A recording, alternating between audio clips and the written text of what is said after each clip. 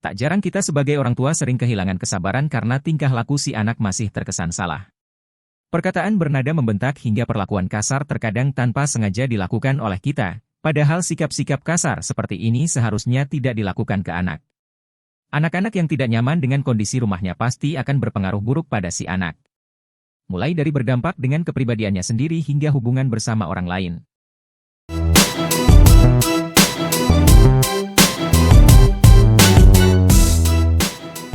Assalamualaikum sahabat semua. Berikut dampak negatif dari bersikap kasar kepada anak. 1. Kurang bisa mengendalikan emosi. Kebiasaan anak-anak itu terkadang tercermin dari apa yang sudah dilakukan orang tuanya. Si anak yang keseringan dibentak akan berdampak pada pola pikir dan sikapnya sehari-hari. Ia akan kesulitan dan kurang bisa dalam mengendalikan emosinya sendiri.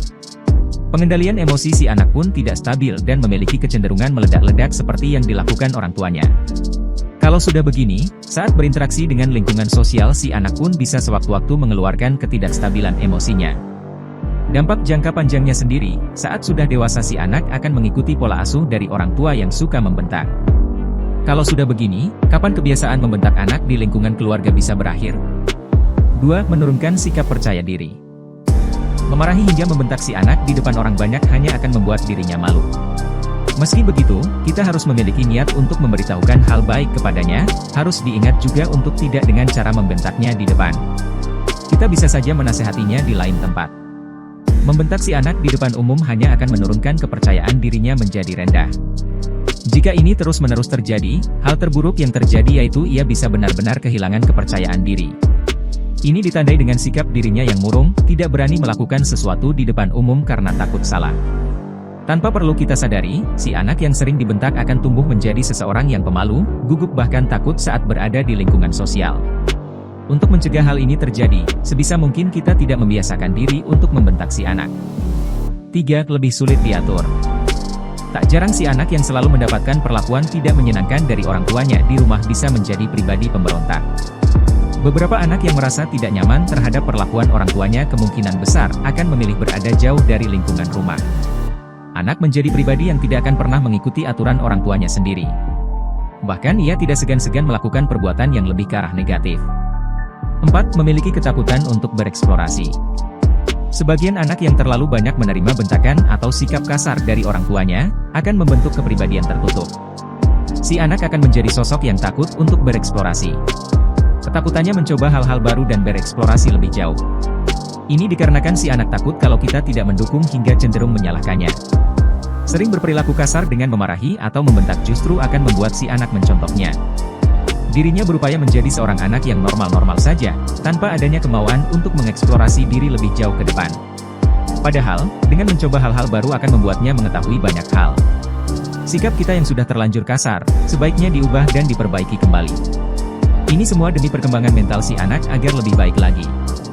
5. Membentuk keluarga yang kurang harmonis. Anak-anak yang mendapatkan perlakuan buruk dari orang tuanya di lingkungan keluarga pasti memiliki respon berbeda-beda. Ada anak yang merasa hal tersebut wajar diterimanya, karena dirinya memang berbuah salah, namun ada juga yang tidak bisa terima, karena terus-menerus dibentak. Sikap kita yang terlalu kasar saat menasehati si anak akan membuat dirinya kurang nyaman. Tak jarang anak yang tidak nyaman dengan lingkungan rumah merasa dirinya tidak mencintainya, menganggap kita kurang menghargainya sebagai anak, atau bahkan ada fase anak mulai membenci orang tua mereka sendiri. Ketidaknyamanan yang ditunjukkannya ini akan semakin memicu hubungan antara dirinya dengan kita semakin tidak harmonis. 6. Menurunkan prestasi anak di sekolah. Pola asuh kita di rumah menggunakan cara yang seperti apa? Mendidik si anak dengan cara yang kasar seperti membentak, memukul hingga melakukan hukuman fisik hanya akan berdampak buruk pada mentalnya. Membiarkan terlalu lama model pola asuh seperti ini juga akan membuatnya lebih berisiko tinggi mengalami kendala atau masalah di sekolahnya. Terlalu kasar hanya akan membuat anak menjadi murung, bahkan tidak bisa berkonsentrasi di sekolah karena lebih sering memikirkan perlakuan orang tuanya di rumah. Orang tua yang terlalu kasar dengan anak-anak di rumah, tanpa disadari akan mempengaruhi pendidikan si anak. Kalau ini dibiarkan, ia akan menjadi pribadi yang semakin sulit dalam menerima pelajaran di sekolah. 7. Rentan memiliki gangguan kejiwaan. Sebenarnya ada banyak faktor yang menyebabkan seseorang mengalami gangguan kejiwaan. Salah satu faktor terdekat yaitu lingkungan keluarga sendiri. Banyaknya kejadian yang tidak menyenangkan terjadi di dalam rumah bisa membuat si anak merasa kurang nyaman. Misalnya pertengkaran orang tua, terjadinya kekerasan secara fisik hingga saling membentak satu sama lain. Kejadian seperti ini akan semakin parah jika si anak sendiri yang menjadi korban. Terkadang kita memang kurang sabar dalam menghadapi si anak yang nakal dan sulit diatur.